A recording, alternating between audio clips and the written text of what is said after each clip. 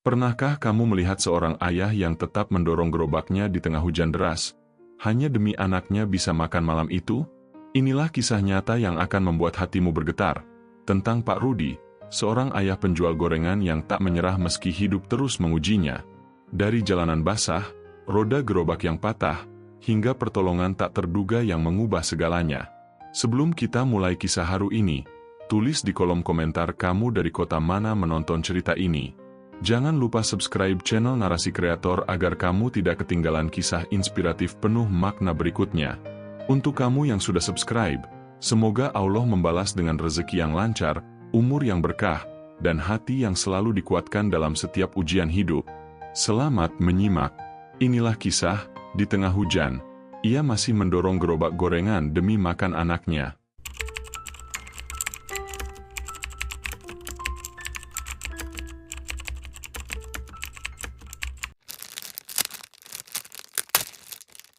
Hujan turun tanpa tanda akan berhenti malam itu.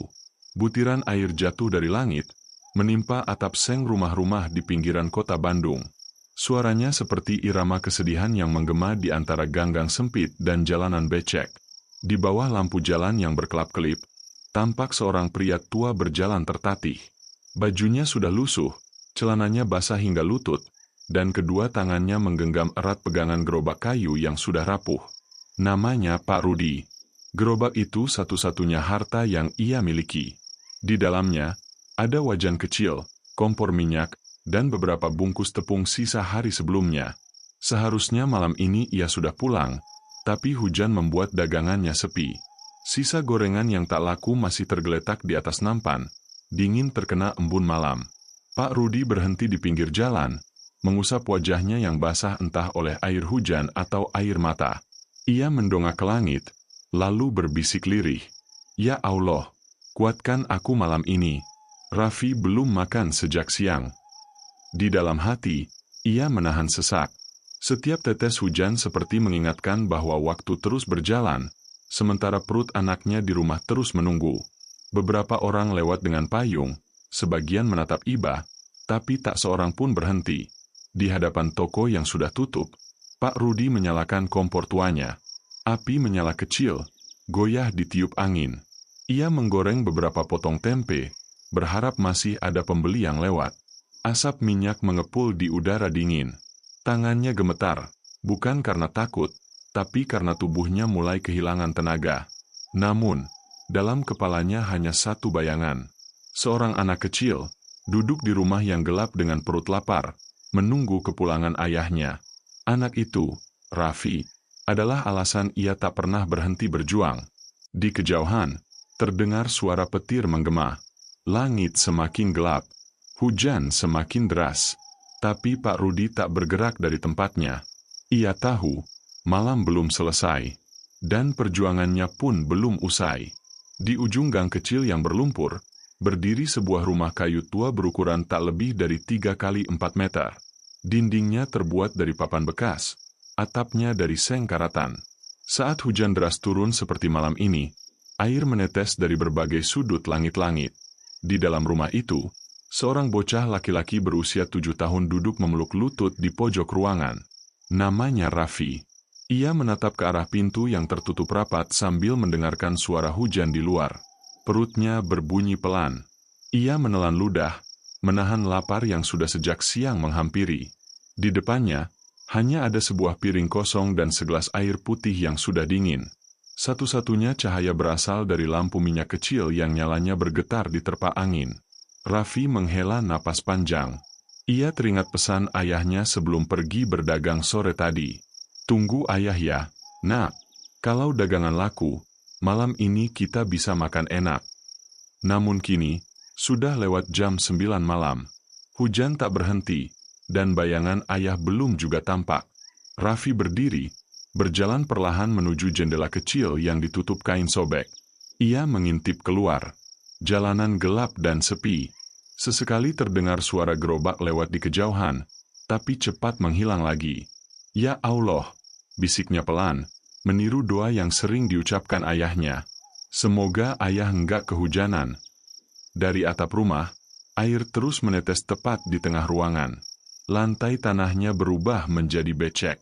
Raffi mengambil ember kecil, menaruhnya di bawah tetesan air. Suaranya terdengar seperti detik jam yang bergerak lambat, menambah rasa sepi yang mencekam malam itu. Ia menatap sekeliling. Di dinding tergantung foto lama ayah dan almarhum ibunya. Ibunya meninggal saat Raffi masih kecil, karena sakit yang tak mampu mereka obati. Sejak saat itu, ayahnya berjanji akan menggantikan semua kasih sayang seorang ibu. Dan malam ini, janji itu kembali diuji. Di luar sana, ayahnya sedang berjuang menembus hujan, sementara di dalam rumah kecil ini, anaknya menunggu dengan doa dan harapan. Di setiap tetes air yang jatuh dari atap, seolah ada kisah perjuangan yang belum selesai. Dan malam itu, belum ada tanda-tanda bahwa penderitaan mereka akan berakhir.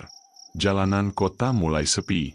Hanya suara hujan yang terus bergema, bercampur dengan suara roda gerobak kayu yang berdecit pelan di atas aspal basah. Di bawah cahaya lampu jalan yang kekuningan, Pak Rudi terus melangkah, menembus genangan air yang semakin tinggi.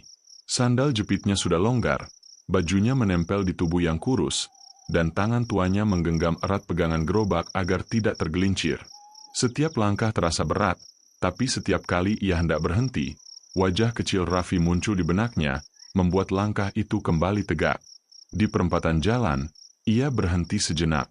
Di depan warung kopi yang sudah tutup, masih ada beberapa pemuda berteduh.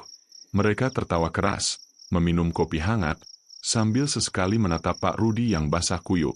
Salah satu dari mereka berseru, "Pak, malam begini masih jualan aja? Siapa yang mau beli?" Pak Rudi tersenyum kecil. "Kalau saya nggak jualan, anak saya nggak makan, Nak." Pemuda itu hanya tertawa singkat, lalu kembali menunduk pada cangkirnya. Pak Rudi kembali melangkah. Ia tahu, tak semua orang bisa mengerti perjuangan orang lain. Tapi ia tak pernah menyalahkan siapapun. Hidup memang tak selalu adil, tapi menyerah bukan pilihan. Ia mendorong gerobaknya melewati jembatan kecil di atas sungai yang airnya meluap. Angin malam menusuk tulang, membuat tubuhnya menggigil. Ia menarik napas dalam-dalam, berharap sisa tenaga masih cukup untuk berkeliling satu putaran lagi. Sesekali, ia berhenti di bawah pohon besar, menatap jalan yang kosong. Tak ada pembeli. Tak ada cahaya rumah yang terbuka. Hanya suara hujan dan hembusan angin yang menemani. Dalam hati ia berbisik, "Allah, aku nggak minta kaya. Aku cuma minta kuat, biar anakku bisa makan malam ini." Tiba-tiba, dari arah seberang jalan, terlihat lampu sepeda motor mendekat. Seorang pria muda mengenakan jas hujan berhenti di dekat gerobaknya. "Pak, masih jualan gorengan?" tanyanya. Suara itu seperti harapan yang datang dari langit. Pak Rudi langsung menunduk hormat. "Iya, Nak. Masih ada tempe, tahu, dan bala-bala." Pemuda itu mengangguk, lalu berkata, "Bungkus semua yang ada, Pak." Pak Rudi tertegun. Tangannya bergetar ketika memasukkan gorengan ke kantong kertas. Tak banyak kata yang terucap. Hanya suara hujan dan detak jantungnya yang berdebar bahagia. Ia tak tahu, pertemuan kecil itu akan menjadi awal dari sesuatu yang tak pernah ia bayangkan. Pak Rudi menatap pemuda itu dengan pandangan tak percaya. Di malam sedingin ini, di tengah hujan deras yang membuat semua orang memilih berlindung, justru seseorang datang menghampiri untuk membeli dagangannya. Pemuda itu mengenakan jaket biru tua dan celana jeans yang basah hingga betis. Wajahnya tampak lelah, tapi matanya teduh. Ia berdiri di bawah lampu jalan, sementara air hujan masih menetes dari rambutnya. "Bungkus semua, Pak.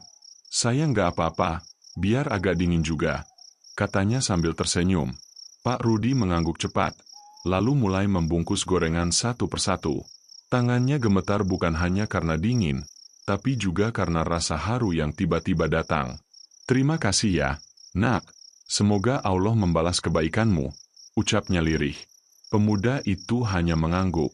"Saya dulu juga sering lapar, Pak. Jadi saya tahu rasanya." Pak Rudi terdiam sejenak. Kata-kata itu seperti menembus dadanya. Ia tak berani menatap wajah pemuda itu terlalu lama, takut air matanya jatuh di hadapan orang yang baru dikenalnya. Setelah membayar, Pemuda itu mengambil bungkusan gorengan, lalu merogoh saku jaketnya. Ia mengeluarkan selembar uang besar, jauh lebih banyak dari harga dagangan yang dibelinya. "Pak, sisanya buat Bapak aja. Jangan ditolak ya," ucapnya lembut. Pak Rudi menatap uang itu, lalu buru-buru menggeleng. "Jangan, Nak, ini kebanyakan. Saya nggak enak." Tapi pemuda itu menepuk bahunya perlahan. "Anggap aja rezeki malam ini, Pak. Mungkin lewat Bapak, saya juga bisa berbagi sedikit dari hidup saya." Hujan masih turun deras, tapi entah kenapa malam itu terasa hangat. Ada rasa damai yang meresap di dada Pak Rudi. Ia menunduk, memeluk gerobaknya seolah memeluk kehidupan yang kembali diberi harapan. "Terima kasih, Nak. Saya nggak akan lupa malam ini," katanya pelan. Pemuda itu tersenyum, lalu menatap gerobak kayu yang hampir rubuh dimakan usia. "Gerobak ini masih kuat ya, Pak?" tanyanya ringan. Pak Rudi tertawa kecil. "Masih, Nak. Walau udah tua, tapi belum mau nyerah. Sama kayak saya." Pemuda itu tertawa singkat, lalu berkata, "Saya suka semangat Bapak." Kemudian, ia menyalakan motornya perlahan, dan sebelum pergi, ia menambahkan kalimat yang tak akan pernah Pak Rudi lupakan. "Nanti kalau ketemu lagi, Pak, semoga Bapak udah nggak kehujanan sendirian." Pak Rudi hanya bisa berdiri di tempat, menatap lampu motor yang perlahan menjauh, hilang ditelan hujan dan gelapnya malam. Di hatinya, tumbuh perasaan yang aneh, antara syukur dan haru yang sulit dijelaskan. Ia tak tahu siapa pemuda itu, tapi malam itu, Allah seolah menjawab doanya dengan cara yang tak terduga. Pak Rudi masih berdiri di tepi jalan itu. Gerobaknya yang basah kuyup kini terasa ringan, seolah hujan yang tadi menekan pundaknya berubah menjadi beban yang terangkat perlahan. Ia menatap uang yang digenggamnya erat, lalu menatap langit yang mulai mereda. Air masih menetes dari ujung rambut dan lengan bajunya, tapi dalam dadanya tumbuh hangat yang tak biasa. Ia tahu, malam ini bukan sekadar malam hujan. Malam ini adalah bukti bahwa doa, sekecil apapun, tidak pernah sia-sia. Dengan langkah pelan, ia mulai mendorong gerobaknya pulang. Jalanan sudah sepi. Genangan air di sepanjang gang memantulkan cahaya lampu jalan yang temaram, membuat langkahnya terasa seperti melintasi kenangan yang basah. Sesampainya di tikungan terakhir menuju rumah, ia melihat dari kejauhan cahaya kecil dari jendela rumahnya. Lampu minyak masih menyala, tanda Raffi belum tidur. Hatinya tergetar. Ia mempercepat langkah, tak sabar ingin segera pulang membawa kabar gembira. Ketika sampai di depan rumah, ia berhenti sebentar, menatap pintu kayu tua yang mulai lapuk di bagian bawah.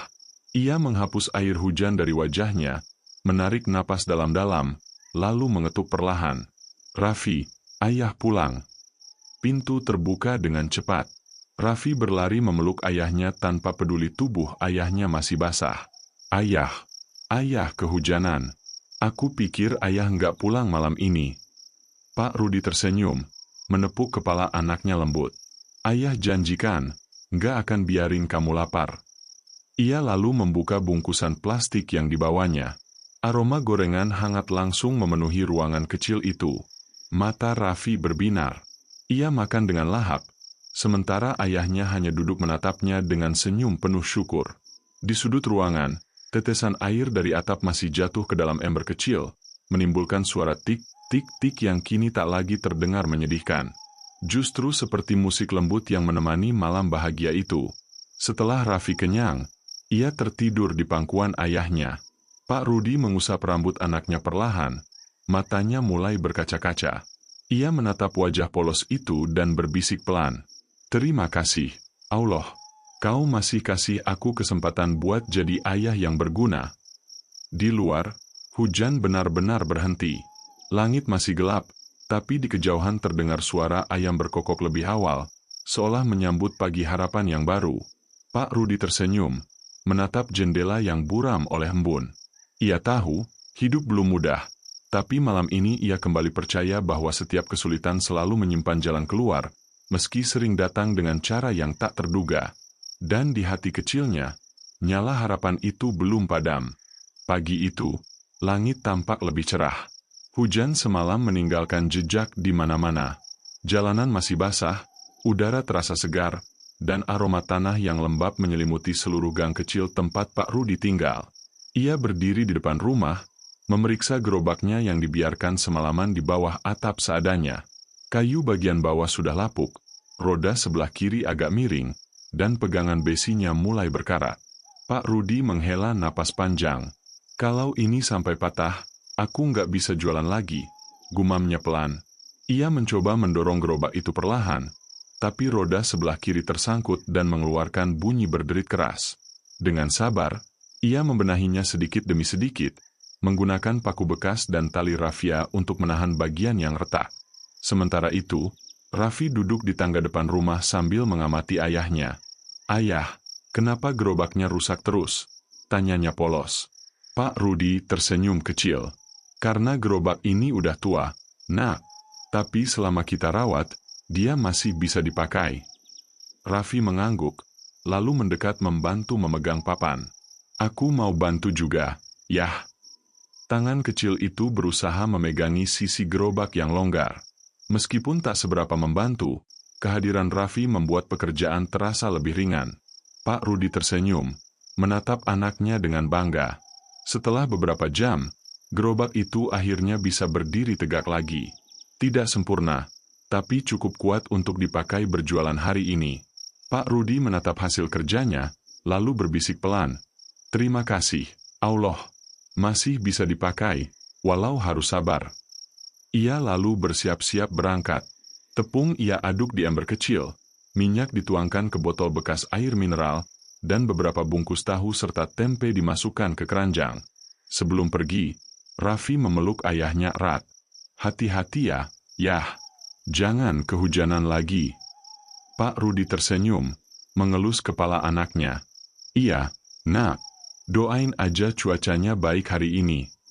Ia kemudian mendorong gerobaknya perlahan menuju jalan besar.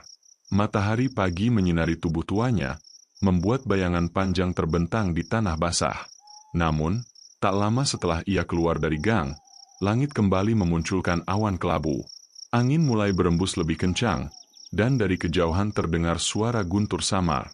Pak Rudi menatap langit dengan cemas, tapi ia tetap melangkah. Dalam hati, ia berdoa semoga hari ini tidak seberat kemarin. Ia tidak tahu bahwa ujian berikutnya justru sudah menunggunya di ujung jalan.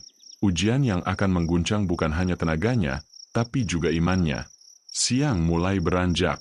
Awan kelabu menggantung rendah di langit kota Bandung. Udara yang semula hangat kini berubah lembab dan berat.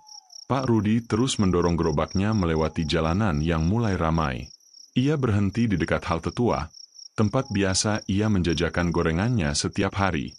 Namun hari itu, nasib tampaknya belum berpihak. Sejak pagi hingga menjelang sore, tak banyak orang yang membeli.